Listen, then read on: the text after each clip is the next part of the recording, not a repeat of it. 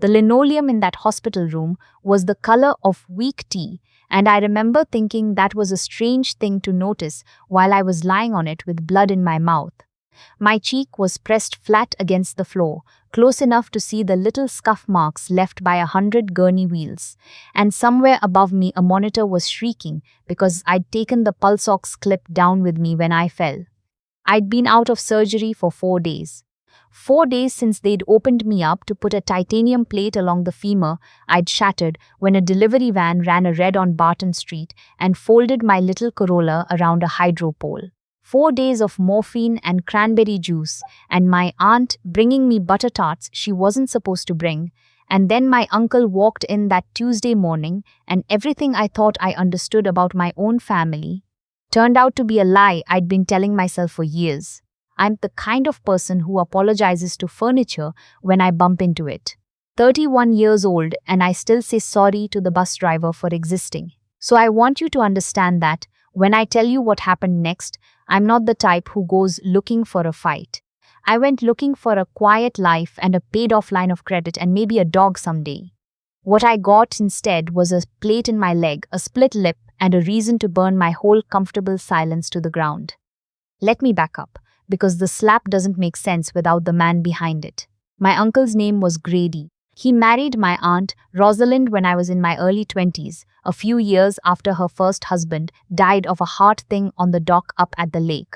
My aunt raised me from 13 after my mom got sick and didn't get better, so Rosalind wasn't really an aunt to me in the way that word usually means. She was the woman who learned to braid hair off a library book because mine kept getting tangled. She was the one who drove me to every appointment, who signed my report cards, who cried harder than I did at my high school graduation and pretended it was allergies. When she started seeing Grady, I was happy for her. I genuinely was.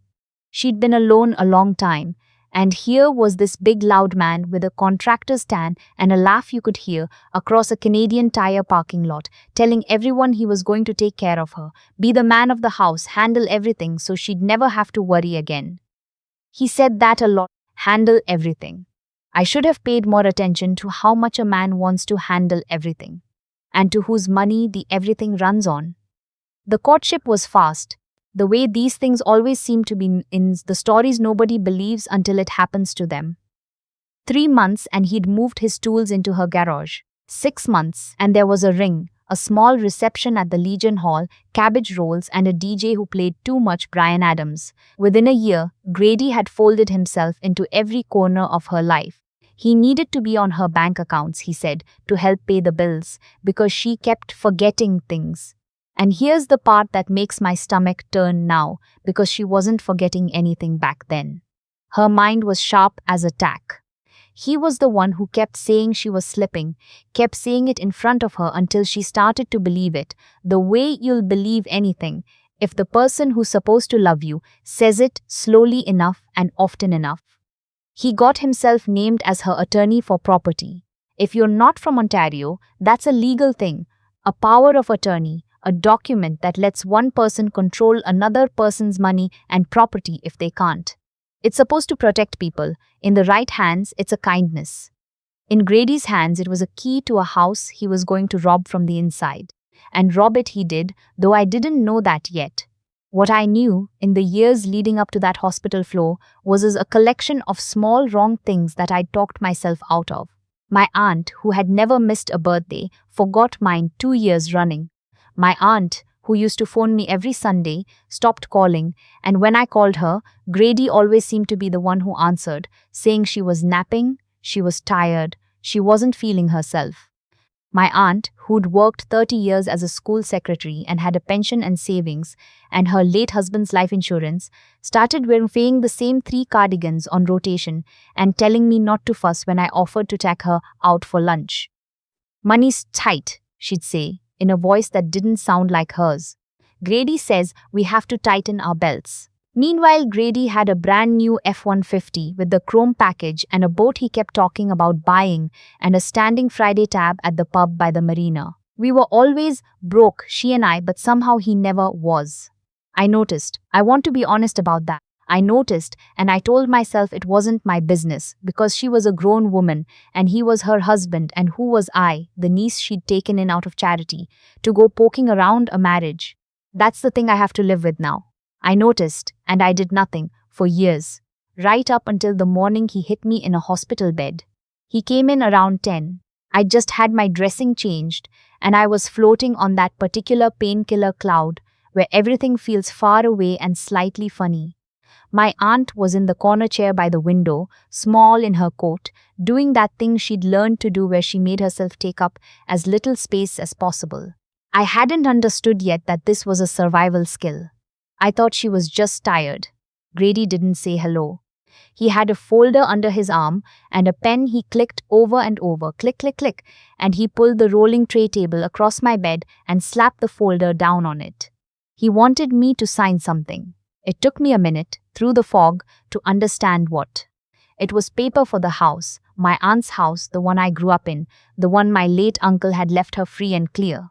Grady had gotten it into his head to remortgage it, to pull the equity out, and there was some wrinkle in the title, something about my name being on it, because Rosalind had put me on the deed years ago as a survivorship thing, a just in case, a way of making sure I'd always have a home if anything happened to her. She'd never told Grady, and he needed my signature to borrow against the place, and he'd decided the best time to get it was while I was drugged and broken and couldn't get up off the bed. I said no. I want that on the record. I said no, even soft and slurry and half asleep. I said I'm not signing anything. I want to read it first. I want my aunt's lawyer to look at it. And his face did this thing I'd seen it do 100 times but never aimed at me. It went a deep dull red, the color of a brick left out in the rain, and he leaned down over the bed and told me to stop being difficult, stop being a leech. Stop pretending I was too hurt to hold a pen when I was clearly well enough to run my mouth. Then he hit me. I didn't see it come. 1 second I was propped against the pillows, and the next my ear was ringing and the room had tipped, and I was going over the rail, taking the IV pole with me, the tubing ripping out of the back of my hand. My chin caught the metal edge of the bed frame on the way down. I bit clean through the inside of my lip, and then I was on that weak tear linoleum, tasting pennies, my leg howling where the fresh incision pulled, and I heard my aunt make a sound I will never forget as long as I live. A small, swallowed, familiar sound, like she'd heard that exact impact before and had trained herself not to scream. Here's where the story turns. And here's where I need you to understand something, because I know what you're thinking. You're thinking a man doesn't get away with cracking someone's head open in a hospital. And you're right. He didn't. The monitor was already screaming. A nurse was in the doorway before I'd finished falling. A broad, no-nonsense woman named Bridget with reading glasses pushed up in her grey hair, and she took one look at me on the floor. And Grady standing over me with the pen still in his fist, and she did not hesitate. She hit the wall button. Not the nurse call, the other one. Within a minute the room was full. 2 more nurses, a charge nurse, and then hospital security, and then, because an assault in a healthcare setting gets reported fast, 2 Hamilton police constables, one of them a young guy named Doucette who couldn't have been 30. Grady tried the bluster. He always tried the bluster. He said I'd fallen, that I was on drugs, that I'd gotten myself out of bed. But Bridget had seen the last part with her own eyes, and she said so, flat and unshakable, and there was a sin student in the hall who'd seen it too. And there was a fresh red mark rising on my cheek in the shape of a grown man's hand. They arrested him right there. Handcuffs in the corridor, past the vending machines, in front of God and the whole 4th floor. Assault causing bodily harm. I lay on that floor and watched a security guard walk my uncle out with his hands behind his back, and I felt a lot of things, but the loudest one, the one that scared me, was relief. He made bail 2 days later. That's how it works here. For a first charge like that, no record, he was out on conditions with a no-contact order and a court date months down the road, and I understand that some part of you wants him to have rotted in a cell from that morning on. But I've since learned that his getting bailed was the best thing that could have happened, because a caged Grady would have stayed quiet. A free Grady, a Grady who thought he could still charm and bluster and fix this. made mistake after mistake, and every one of them was another nail. Because while he was busy trying to save himself, I was busy burying him. I do bookkeeping for a living. Small firms, dental offices, a couple of restaurants, a landscaping company that pays me in checks that smell faintly of gasoline. I am very, very good at one specific thing, and that thing is looking at a column of numbers and knowing when it's lying to me. And once I was home from the hospital, laid up on my couch with my leg in a brace and a whole lot of time and a whole lot of new fury, I started looking at my aunt's numbers. It wasn't easy to get them. He'd cut her off from her own accounts, moved everything to online banking under a password she didn't know. But my aunt kept paper. She was of that generation that kept paper, and God bless her, she'd kept a shoebox of statements up on the top shelf of the front hall closet where Grady never looked because Grady never did his own filing. Bridget, the nurse, had slipped a card into my discharge folder before I left. A card for a regional women's support line tucked between the physio instructions where Grady wouldn't have seen it if he'd been looking. I called that line first. A woman there talked me through how to document things, how to not tip him off, how to bring in the right people. She was the first person who used the phrase financial abuse to me, and hearing it out loud was like having a word finally attached to a shape I'd been feeling in the dark for years. I got my aunt out of that house within the week. That was the first thing I did before the numbers, before any of it, because a support worker asked me a question that stopped my heart. Is she safe right now, tonight? And I realized I didn't know. So I drove over, leg brace and all. I had a friend drive, actually, because I couldn't work a clutch. And I told Grady, who was skulking around under his no-contact order and pretending everything was normal, that Rosalind was coming to stay with me while I recovered, that I needed her help, that I couldn't manage the stairs alone. He didn't like it. But he couldn't exactly refuse without looking like what he was. And there were people watching him now, so he let her come. She packed a small bag. She kept apologizing for the trouble. In the car, she stared out the window and said, quietly, that she felt clearer already, and I didn't understand what she meant. I thought she meant relieved. I didn't yet know she meant clearer, literally, in her actual mind. Because here's the part that turns a sad story about a stolen house into something I still have nightmares about. Once she was staying with me, off in my spare room with a good quilt, something started to change in her. It was slow at first, over the first 10 days. She stopped being so foggy. She remembered things, my mom's laugh, the name of the road up to the lake, the punchline to a joke she'd been telling me since I was a kid. She stopped napping 4 hours a day. The tremor in her hands got better. And I started keeping a little log of it, the bookkeeper in me. Because the pattern was so clean, it looked like a graph. Away from Grady, up she went.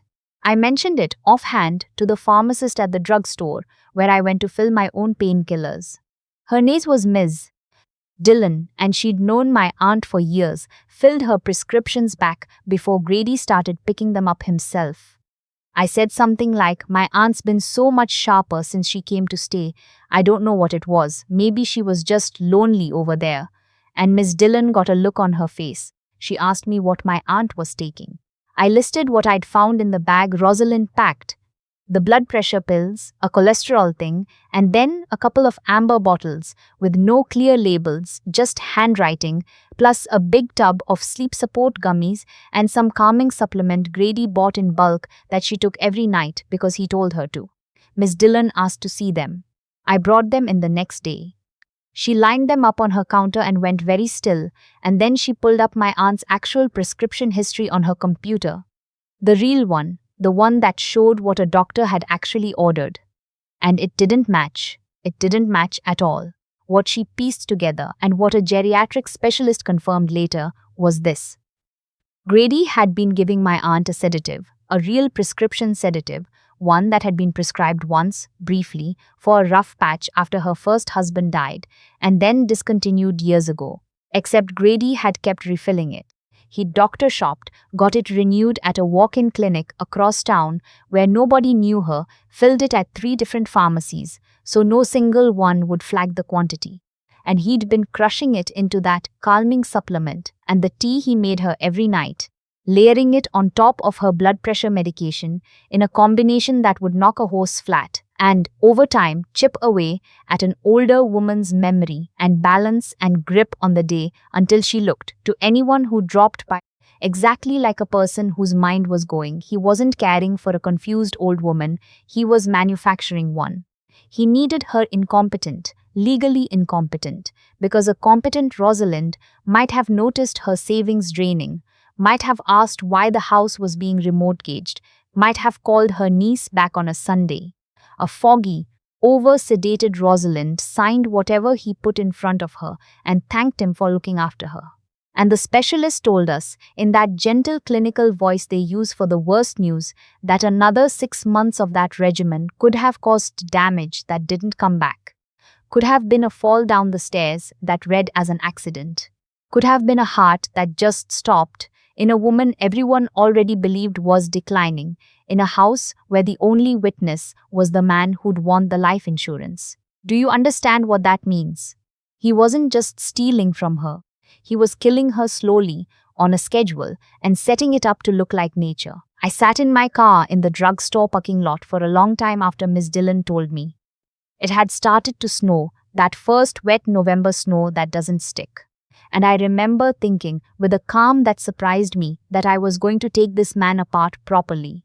Not with a frying pan, not by screaming at him, which is what some part of me wanted.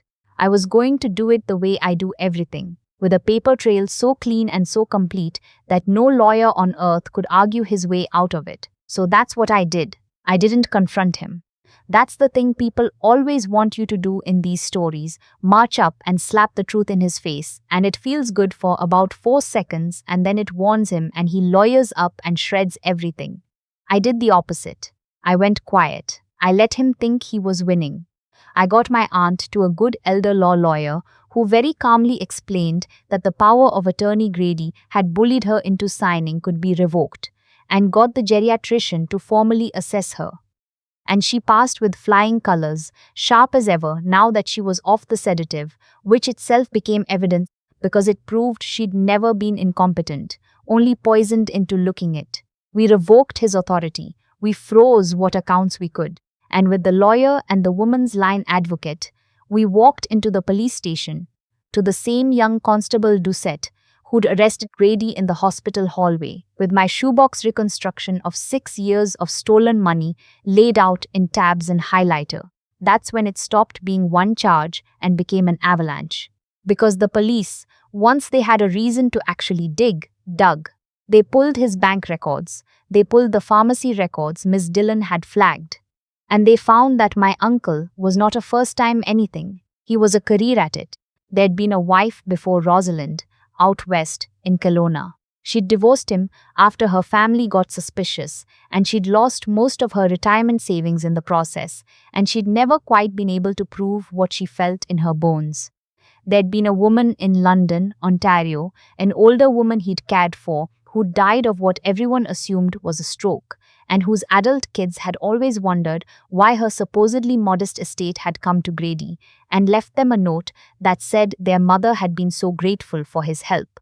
The detective who caught the file said it was the cleanest predatory pattern he'd seen in 20 years. Find a woman with assets and no one watching too closely. A widow, someone whose family lived far away, someone kind enough to feel guilty about being a burden. Move in fast. Take the money slow. Fog the mind. Cash out. He'd been doing it up and down the 401 for the better part of 2 decades, and the only reason there wasn't a longer trail of bodies was that Grady was greedy and impatient, and usually got sloppy and settled for a divorce and a payout before it went all the way to a funeral. Once the OPP put out a tip line, the calls came. Not 200, this isn't a movie, but enough. A woman in Sudbury, a woman in Guelph whose sister called on her behalf. A man, even, an older widower up near Barrie, who'd lost his late wife's savings to a financial advisor who turned out to be Grady under a slightly different spelling of his name. The Crown started bundling it. My aunt's file went from a domestic assault to fraud over $5,000 to theft to forgery to, and this is the one that made my aunt put her hand over her mouth when the Crown said it, to a charge that carried the word aggravated. because what he'd done to her body with those crushed up pills over years deliberately was not an accident and was not care. It was harm on purpose to a vulnerable person in his charge. And in the middle of all this legal machinery grinding forward, the small karmas started arriving, one after another, and I am not ashamed to tell you I savored every single one. The F-150 went first. Turned out the chrome package truck he lorded over the whole neighborhood was leased, and he was 3 payments behind, juggling it against a line of credit he'd maxed out, and the finance company sent a tow truck to repossess it. On a Saturday morning in the snow, while a couple of his old buddies happened to be standing in the driveway, he came out in his housecoat to argue and slipped on the ice, and the tow driver did not slow down for 1 second. I heard about it third hand and I laughed until my incision hurt. Then the curling club. Grady was a fixture at the local rink. Skip of a men's league team, wore the jacket, held court at the clubhouse bar every Thursday, told the same story about a championship bonspiel he'd won back in 17 to anyone who'd stand still. The club held an emergency board meeting and revoked his membership for life. And I know how small that sounds next to fraud charges. But for a man like Grady, whose whole sense of himself was built on being a big man in small rooms, being banned from the curling club broke something in a way the criminal charges hadn't. His lawyer reportedly had to talk him out of writing the club a letter from his lawyer's office demanding reinstatement. The club went one better. They started requiring a reference check for anyone who wanted to join the members' loan fund, the little pool of money they'd float each other for tools and truck repairs, because it came out that Grady had borrowed from 6 members over the years and never paid a soul back. Big Murray, the club president, a man built like a Zamboni, announced the new rule at the year-end banquet to a standing ovation. They call it Grady's rule now. Someone told me that with a straight face and I had to put the phone down. The neighborhood found out, the way neighborhoods do. A community Facebook group that had mostly been used to complain about the timing of the plows and to sell used snowblowers turned, for about 3 weeks, into a bulletin board of Grady's greatest hits. The woman at the corner bakery posted that he'd tried to pay for a dozen butter tarts with a check from an account that had been closed for a year. The kid who did the neighborhood eavesdrop cleaning posted that Grady had haggled him down to half price and then never paid at all. His own barber posted that Grady used to argue about the cost of a $15 cut and complain his way into a free beard trim. None of it was criminal. All of it was Grady, exactly Grady, the whole cheap grasping shape of him, finally visible to everyone at once. The trial, when it finally came the following autumn, was almost quiet. He'd fired 2 lawyers by then and was on his 3rd, a tired legal aid appointment who I think knew he was defending a losing hand. The Crown's was a woman named Miss Beaumont who wore sensible shoes and never raised her voice and took Grady's defense apart the way you'd take apart a cheap piece of flat-pack furniture, 1 screw at a time, until there was nothing left standing. My aunt testified. I was terrified for her, but she got up in that box and told the whole thing in her clear, sharp, recovered voice, and there was not one person in that courtroom who could have looked at her and believed she was the confused old woman Grady had described in his affidavits. Miss Dillon testified about the prescriptions. The geriatrician testified about the sedation. I testified about the numbers and about the morning in the hospital, and I did not cry. Though I'd promised myself I would try not to and hadn't believed I'd manage it. His own lawyer tried to argue that Grady genuinely believed he was helping, that he was overwhelmed as a caregiver, that his judgment had been clouded. The irony of a man arguing his own diminished judgment after years of manufacturing hers was not lost on anyone, least of all Justice Whitfield, who listened to all of it with the patience of a woman who has heard every excuse a human being can invent. The jury was out for less than a day. Now, I have to be honest with you here, because I've read the way people talk about these stories, and I know there's a hunger for the villain to get thrown in a hole for the rest of his natural life. And in this country, that's not quite how it goes. And I'd rather tell you the true shape of it than a fairy tale.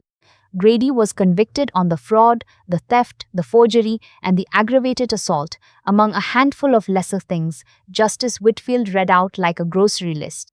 He got a penitentiary sentence, real federal time, years of it, the number itself less important to me than the fact of it, plus a restitution order he'll be paying off long after he's out, plus his name on a registry of people barred from ever again holding power of attorney or working in any capacity with vulnerable adults. When it came time for him to speak, he started in about being misunderstood, about how everything he'd done had been for the family, and Justice Whitfield let him get 3 sentences into it before she stopped him. "The only person you ever took care of," she said, "was yourself, and you weren't even good at that."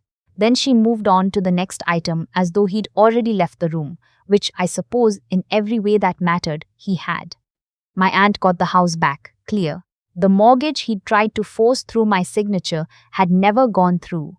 My no on that hospital floor, the last thing before the slap, turned out to have saved the whole place. The civil side got her damages on top, and settlements came for some of the other women, though for a few of them the money couldn't give back what those years had cost their health or their trust. We used part of what came to us to redo the house, and the first room we tore out was Grady's office, the little back room where he'd kept his folders and his passwords and his careful, cruel arithmetic. It's a sewing room now. My aunt makes quilts in there. She's on a run of making them for the local shelter, 1 a month, and she says every stitch is a square inch of her own house she's taking back. I believe her. I don't do bookkeeping full-time anymore.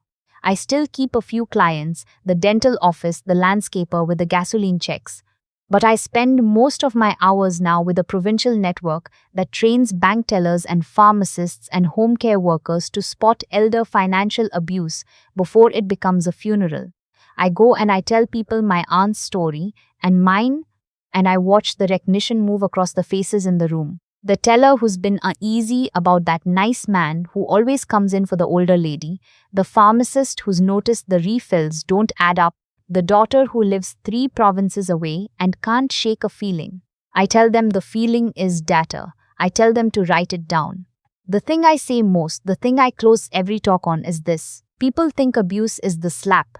They picture the fist, the black eye, the thing you can photograph. Grady hit me exactly once. And that once was real, and it split my lip, and I have a tiny scar inside my mouth I can still find with my tongue when I'm nervous. But the slap wasn't the abuse. The slap was just the one part of it that finally happened in front of witnesses. The real violence was the years, the pills crushed into the tea, the accounts moved in the dark, the slow, patient work of convincing a brilliant, generous woman that her own mind was betraying her. That's the part nobody sees. That's the part you have to learn to see. Bridget, the nurse, I found her again. Went back to the hospital about a year after on purpose and asked at the 4th floor desk until someone knew who I meant, the tall one with the reading glasses. She remembered me. Of course she remembered me. She said, "You don't forget the ones you had to hit the wall button for."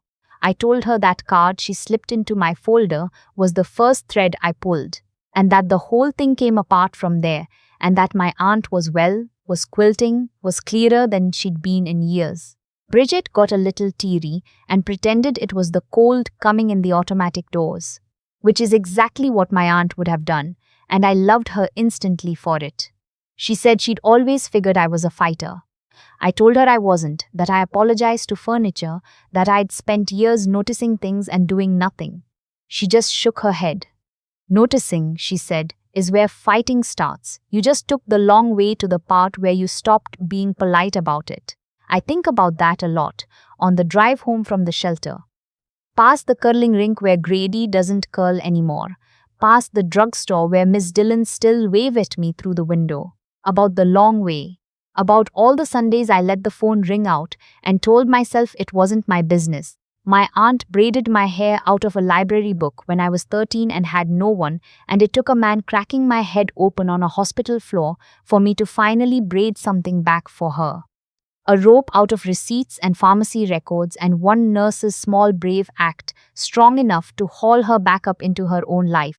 She's teaching me to quilt now in Grady's old room that isn't Grady's anymore. I'm terrible at it. My corners don't line up and my stitches wander, and she laughs at me, really laughs. The big laugh I hadn't heard in years, the one he'd nearly taken for good. And I let her laugh, and I mess up the next corner too, on purpose sometimes, just to hear it again.